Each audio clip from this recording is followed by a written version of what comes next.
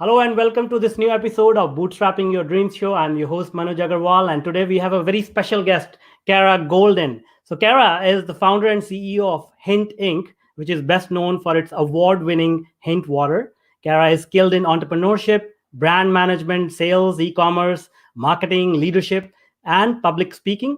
Kara has been involved in sales department for leading companies like CNN and Time Magazine. Kara has been named one of the InStyle's Badass 50 Fast Company's most creative people in business, Fortune's most powerful women entrepreneurs, Fortune's most innovative women in food and drink, and EY Entrepreneur of the Year for Northern California. The Huffington Post listed Kara as one of the six disruptors in business, alongside, listen to this, Steve Jobs and Mark Zuckerberg.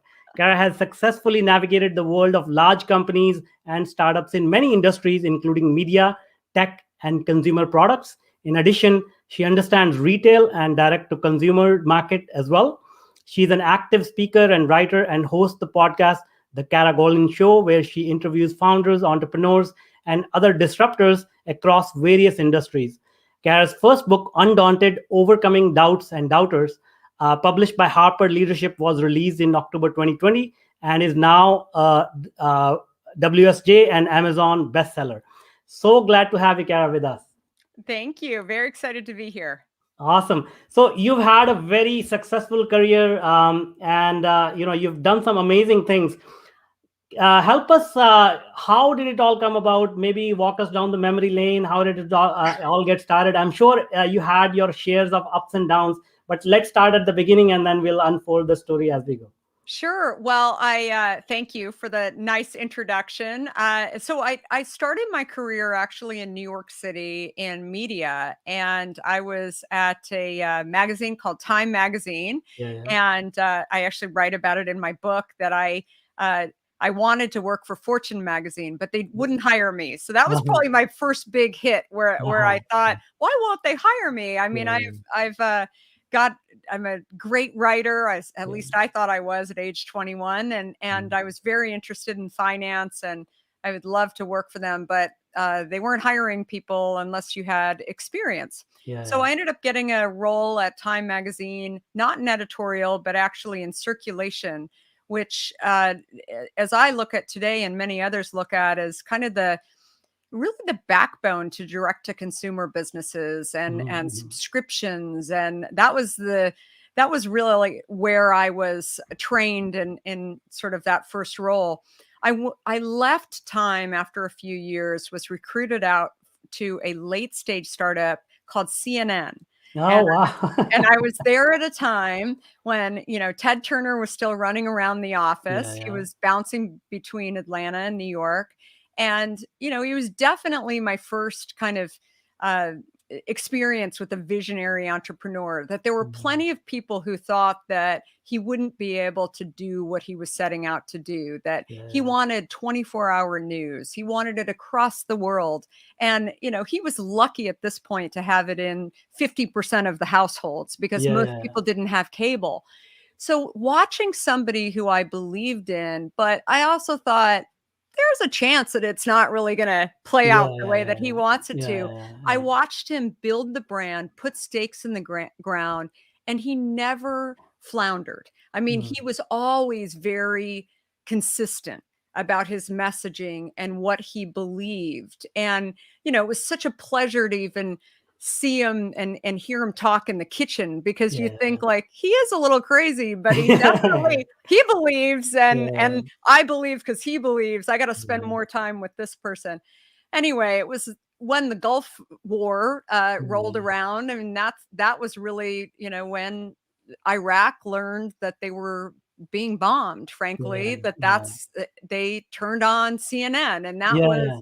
really the hockey stick for Mhm, CNN, and mhm. I was there during that time. So I was there for a few more years, and then I decided to move to Silicon Valley, Yeah, yeah. and was engaged. My husband had just graduated from law school and wanted to do technology law. So I we see. moved out to Silicon Valley. The only person that I thought of when I thought about Silicon Valley was Steve Jobs. And I Mhm. had in college a computer, one of the first Macintosh computers. Yeah. And I was fascinated by how small it was, a little bigger than they are today, but Yeah. also just that it was aesthetically interesting. It was whoever designed this machine, it was simpler than the rest of the computers out there. So I Mm. thought, how do I get a job at Apple? Yeah. And I couldn't figure that out. But instead, in my research, I saw that there was this little company that was doing CD-ROM shopping that Uh-huh. had spun out of Apple that was halfway between Silicon Valley and San Francisco, where I was living. I see. So I picked up the phone and cold called one of the people that was quoted in this Wall Street Journal article. And I said, I think I probably hoped it was going to be Steve Jobs on the Yeah. phone, but it wasn't. And Yeah. instead I said, hey, I'm really interested. I know that there's this whole idea of broadband and, dial-up services are out there. And, more than anything, I love the idea that graphics could be put onto a disc and Yeah. then basically you're telling consumers to insert it into the machine, which was a Yeah. little known Steve Jobs idea. Uh, And I thought, I get it. I'd love to just grab coffee with you. I'm not really looking for a job, but it'd be yeah. great to do that. So I go for coffee and suddenly I have a job offer. And my job Mhm. offer was, to go out to catalogers and retailers. And I remember thinking, what in the world am I going to do Mhm. while I'm here, right? I mean, Yeah. it's crazy. I don't have any experience in tech or the Yeah. Yeah. technology. I'm not Yeah. an engineer, but what the heck? I mean, Yeah. what's the worst that could happen? They'll Yeah. fire Yeah. me Yeah. and see what happens. So Mhm. instead, I took on this role and it was a business development sales role. And my job was to cold call J. Crew and the Gap and LL Yeah. Bean and all kinds of retailers and help really build out this kind of online mall.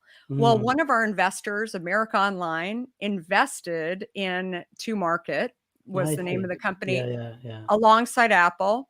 And then they acquired us when we needed more money. And Yeah. part of the acquisition was to build out exactly what we had done on the CD-ROM on America Online. And they Nice. invited me to come and run their partnerships, the I retail see. Yeah. partnerships for Yeah. this online. So there was a small period of time where I was running the disc as well as the online partnerships. Yeah. And the idea was that we could offer retailers this two different platforms while broadband was catching up and all the different technology was catching up. I think more than anything, what I learned during that time was watching people like Ted Turner, watching people either working directly or indirectly for people like Steve Jobs, then Steve Case, incredible entrepreneurs who there was a chance none of this was going to happen. Yeah. And, Yeah. and they were having fun and they were learning along the way and they made mistakes and they made failures. And I loved all of those experiences because I thought, it's risky maybe to some, but I'm Yeah. enjoying it. Every Yeah. day we're building, and we're continuing to go on. Well, at the end of 7 years at America Online, that's when it was $1 billion in revenue. Mhm. Many stories from working with retailers, including working with Jeff Bezos, where Mm, I nice. was helping build a bookshelf up in Seattle with him because he wouldn't meet Okay. with me unless I he see. unless I took the time to at his time, basically at Uh-huh. 5:30 in the afternoon to do that. So many amazing stories along the way. But Mhm. basically, it was $1 billion in revenue after 7 years, and I decided to take a little time off. And it was at that moment when I didn't plan on launching my own company and certainly not launching a beverage company. I really Mm. thought that I was probably going to do something else in tech. But it was when I looked at my own life and what I really cared about and really kind of the puzzle that I was trying to solve in my own life around my own Mhm. health. And Mhm. I was trying to lose weight. I was trying to clear up my skin that had developed terrible acne and my Mhm. energy levels. And I thought, I never used to be like this. Why am I like this now? Mhm. And when I started looking at everything that I was eating, and drinking, I finally stumbled upon my diet soda, my Diet Coke in particular. And I thought, if I can just do this little test to swap it out for plain water, maybe it will make a difference. And it made a huge difference. In 2.5 weeks, I not only got my energy back and cleared up my skin, but I lost 24 pounds Wow. in 2.5 weeks Holy cow. just by getting off of diet sweeteners. Yeah. And the last thing I'll say on this, and then I'll stop talking for everybody, but the last thing I'll say is that the idea of stumbling onto something that I didn't really expect to stumble on, my curiosity was piqued. And I thought, why is it just by giving up diet sweeteners, am I able to get healthy when there's a whole industry out there that has been telling me that if I drink diet and low fat and vitamin and all the rest, that I'm going to be healthier? Isn't that the opposite of what really happens? And so I became really interested in this. The only problem was that plain water for me was boring. It was something, it was a chore to drink it. So I started slicing up fruit and throwing it in the water. I see. And then I would share with people about this, what I had created, because people were noticing that I had lost this weight, my skin had cleared up, and I would share my story. And they'd say, "That's incredible. Can you make some for me?" And I say, "Oh, yeah. And then I thought, while I'm taking a hiatus from tech, maybe I'll go get a product on the shelf at Whole Foods. I mean, how hard could it be?" I never thought about taking on the soda industry, taking on Big Sugar, all the things that I'm known for today. I never really thought about that. Instead, I just thought, I'm going to try. I'm going to go get it on the shelf, and it kind of be a kick if it actually worked, if someone else bought it, but more importantly, if I was helping people. And that's how I really thought about it. It would make me feel good to know that I was helping people with something that is as important as health. And I think having my own experience, having my own challenges, that was the thing that I was most passionate about. And it's a lot of what I talk about in the book as well, that while I thought it would work against me to actually come from tech and not having been in the beverage industry, what I realized was actually a lot of the skills that I had developed, combined with my own passion and my own curiosity and interest in health and the change, was exactly what was needed to go in and disrupt an industry. And I not only was developing a new product, but also developed an entirely new category in the beverage industry, which hadn't been developed, called unsweetened flavored water. So that is the story. That's awesome. That's great. So, I mean, to summarize it, it seems like, a few things that jumped out for me in this story is, first of all, your willingness to go with the flow. When you applied at Fortune magazine and you got in CNN and not in writing in another department, but just how you basically capitalized on that, learned from that, and then your curiosity, as you said, just trying to absorb wherever you're going and sort of learning from those experiences and putting them in your journey. And lastly, the more people, the more successful entrepreneurs I talk to in my own journey, I find that same common thread. Like, there is something that happens in their life which sort of gives them the passion to keep pushing forward. Because, as you said, it's not easy at all. I mean, once you reach a certain stage, people just look at the tip of the iceberg, but they fail to see all the struggles and the failures behind the scenes. But if that passion was not fueling it, it's very easy to give up, isn't it? Yeah, I describe the journey of an entrepreneur like this, and I know you're a serial entrepreneur, so let me see if this resonates with you. But it's like, if you don't enjoy doing puzzles, then you won't really love being an entrepreneur. Exactly. Maybe you don't get a chance to do puzzles very often, but it is a good gauge for me whether or not you allow yourself to do, and I should say, a new puzzle that that you've never done. And by the way, no one's given you the picture. So That's you have right. no idea Yeah. what's in front of you, but you think, I'm going to go try.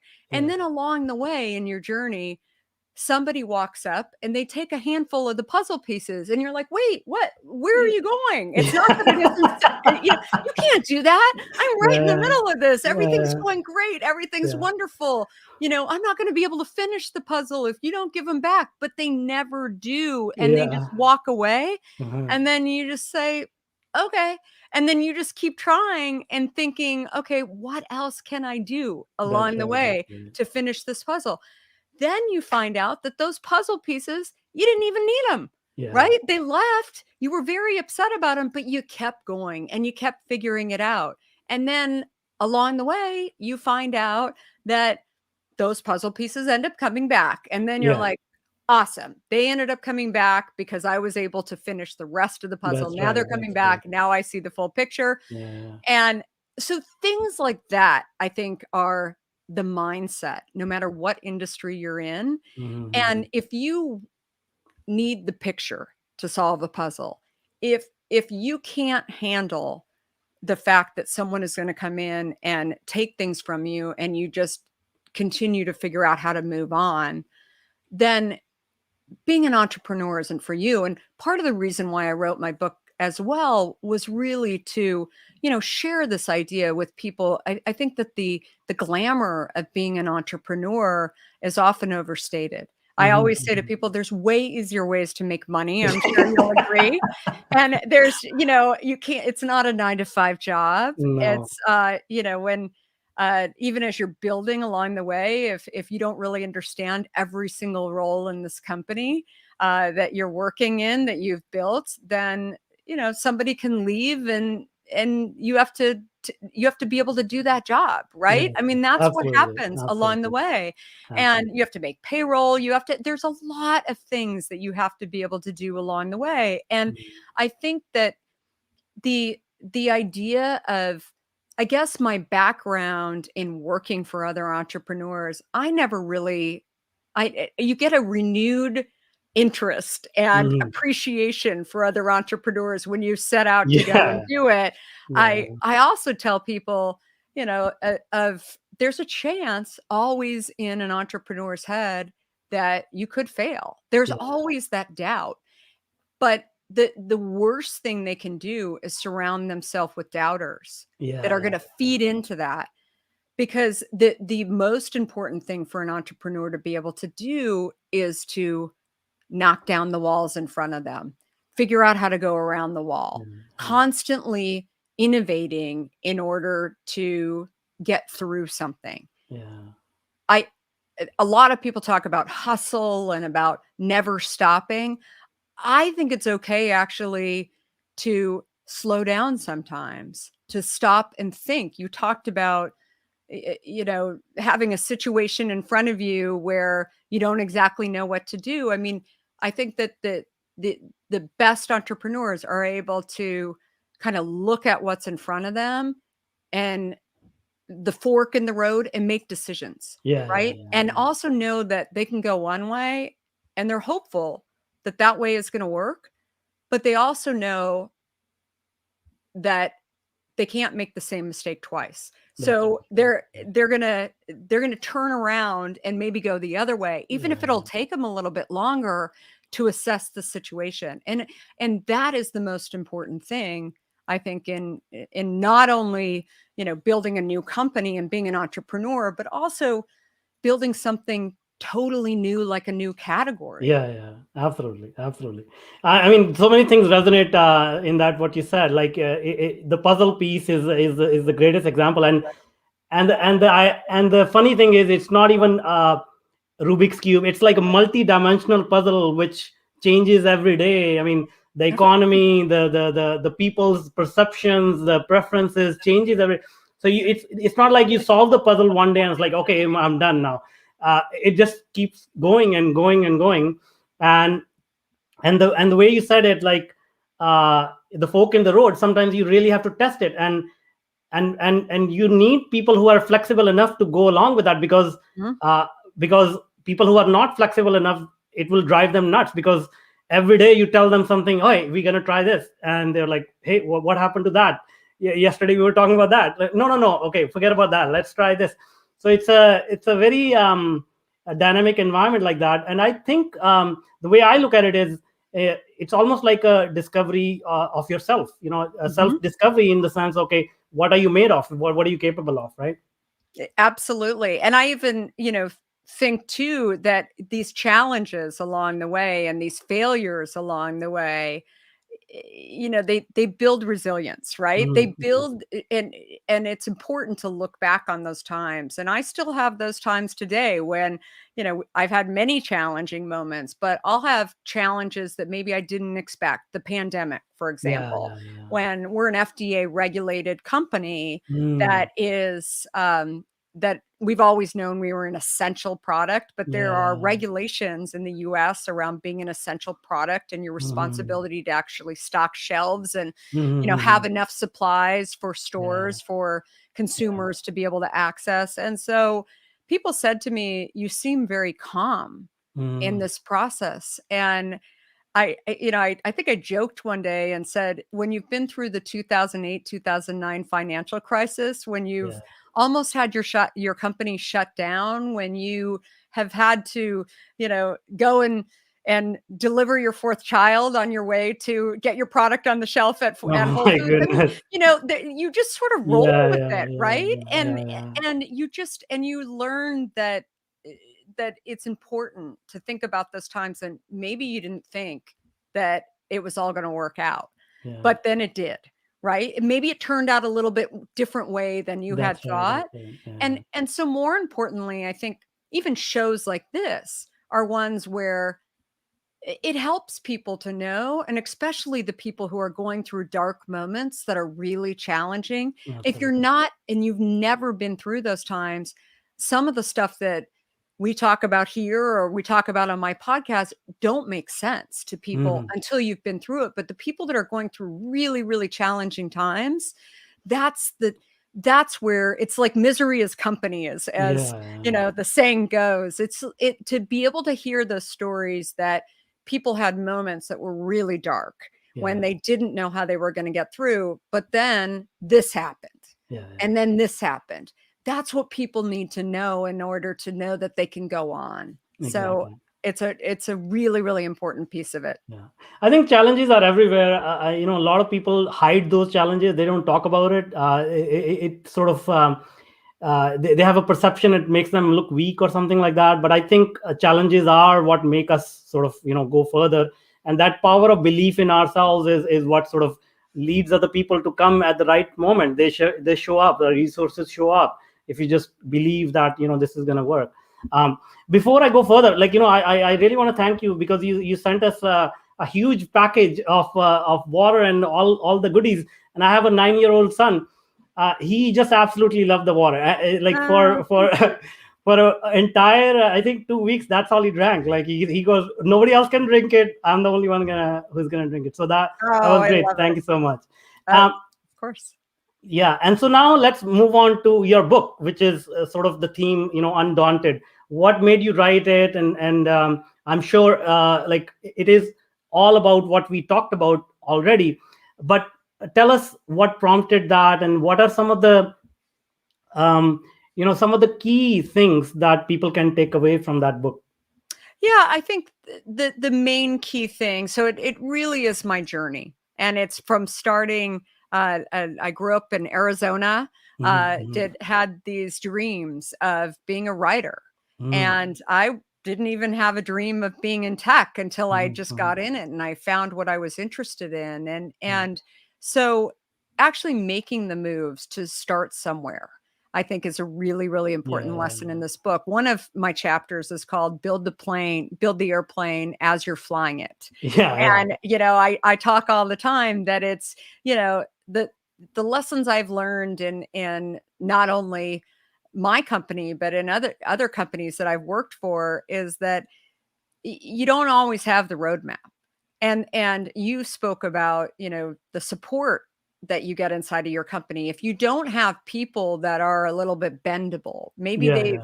I used to think, because this was my first startup that I had Yeah. started, I used to think that I've got to go and hire lots of people from Coke and Pepsi to come into my company. Not having experience, they joined the company, but then those people were not the right people because they were used to following orders, right? They were used to thinking that this is the way you do it, Yeah. versus actually saying, could we do it this way? They'd say no. And I'd say, why? And then they didn't have the answers because no one had gone through that process. And so you need people who are curious. You need people who are willing to fail. You need people who are excited and passionate about your product, but also excited and passionate about you and believe that you are going to do this, but also are willing to test things along the way. And those are the stories that I tell in the book too, not only my own experience, but also finding the right people, recognizing that, even if in our case, when we had one of the stories in the book is getting kicked out of Starbucks, and we were in Starbucks and almost 7,000 stores in the across the US. And that was a very exciting day when we got in there. We were surpassing our goals in Starbucks, but when they got a new buyer and they started having strategic discussions internally at Starbucks, they decided they wanted to offer food in their cases. They didn't have food prior to us being in there. They had a couple of cookies, but they didn't have any sandwiches. And so when I got the news that they were going to pull us out of the case, that was a bad day. I thought, you can't do this. We've been meeting all of the expectations, but they had expectations for their business too. And so it's a story about learning. Don't put all your eggs in one basket. Things can happen when people change strategies that are better for them. And also become aware of, you can't stop. You need to figure out, what else can I be doing? And that's when we got an email about 2 weeks after the Starbucks situation from Amazon. Amazon was just starting their grocery business, and they hadn't launched beverages online. And the buyer from Amazon said to me, I buy your product every morning at Starbucks. Now, I didn't know if I should share with him that we had just been eliminated from Starbucks or not. I just said, oh, that's terrific. And I'm thinking, oh, what if he finds out? In the meantime, I said, I have a lot of extra product that we can ship out to you right now. Like this minute, I can ship it out to you. And he said, oh, that's great. I'll wire you the money right now. That's terrific, because we really want to get this launch. So again, understanding that if you are open to other possibilities along the way, we didn't have online direct to consumer in our plan. Today, during the pandemic, that business tripled for us. Almost 50% of our business is direct to consumer.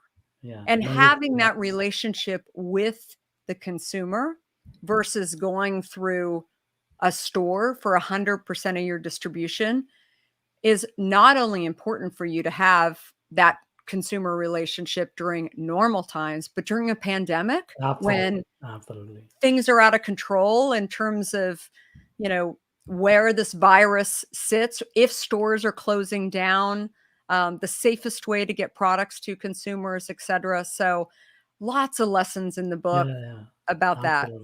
That's great. That's great. Now, I know we are running out of time, but this one question I have is, the other part of the title is doubters and doubt and doubters. And you also talk about fearless risk takers. Entrepreneurs are fearless risk takers. At the same time, you also say, you have been through times where things didn't look as good, and fear sets in, anxiety sets in. So these are two different dimensions. So how do you reconcile them? How do you overcome these fears, and then keep on taking these risks? Well, it's so the name of the book is Undaunted: Overcoming Doubts and Doubters. And I think there's always been this idea out there about entrepreneurs that they are fearless risk takers, that they don't have doubts, and then they'll just go and do whatever because Yeah. they know they'll be successful. Mm. And I've always shared with people that I actually think that most entrepreneurs actually do have doubts and they do have fears, but Mhm. the fun of going and trying, the uh the adrenaline of Mhm. going out into a world that hasn't been tackled before is consistent with what I've seen in so many entrepreneurs. It's not that they don't think that that they're going to fail, or there's a Mhm. tiny little bit of doubt sitting in their head, but instead it's figuring out, what if it could actually happen? Wouldn't Mhm. that be amazing? I mean, think about Steve Jobs and how many people thought he was crazy Yeah, when yeah, he yeah, was putting this computer together and sticking a little apple on it. I yeah, mean, yeah, it's just crazy, right? And I just think, like, thinking about those people and knowing their stories, and ones that I've been very fascinated with for so many years, are the things that have allowed me to know I could. I could go do it. And I think probably the most surprising thing for me, if you don't mind me say, about my book that yeah, has yeah, of been, course. I knew it would be great for beverage entrepreneurs or people in the food space, or maybe even female Yeah, entrepreneurs, yeah. or maybe even, mothers who wanted to go and launch a company.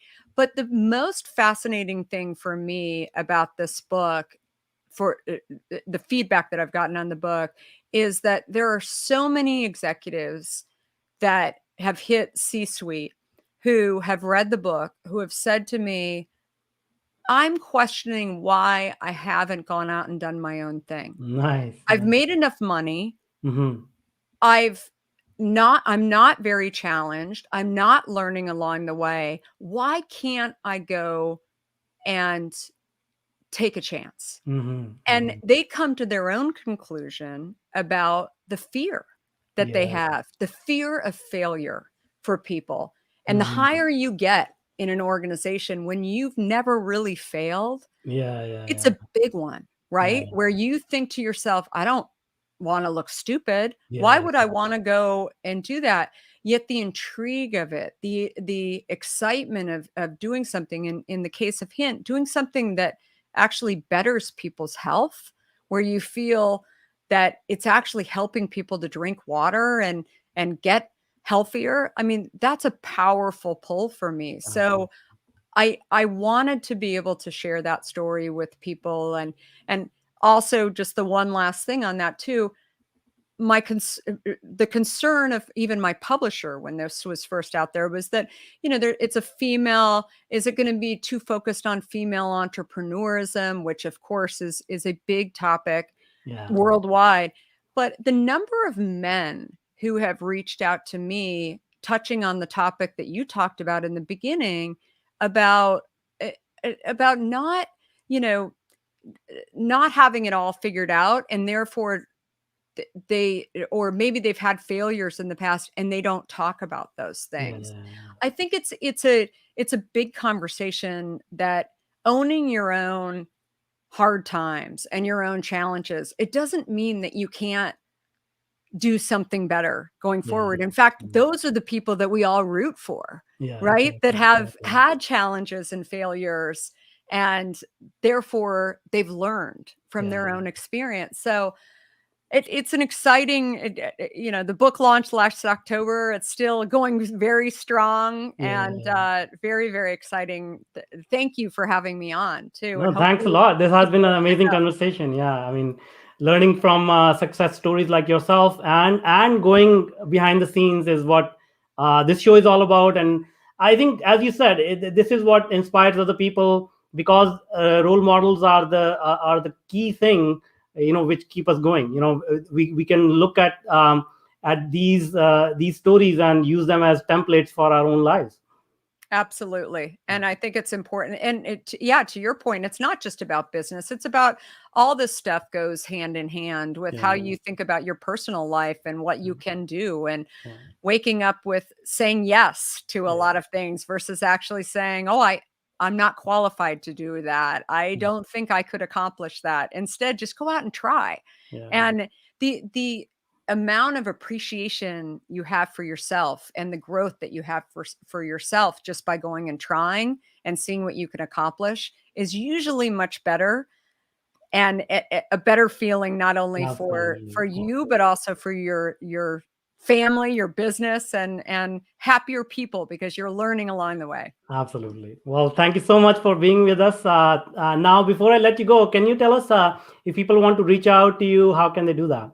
Sure, all over social media platforms where we met actually Yeah. on at Kara Goldin with an Uh-huh. I. Mhm. And absolutely, I would love to hear from you. Hopefully you'll get a chance to order the book. It's available worldwide. It's also on Audible. It would be terrific to see to hear more from people. Absolutely. We'll put those links in the show notes so that people can reach out easily. Thank you so much. Thank you so much. Thanks.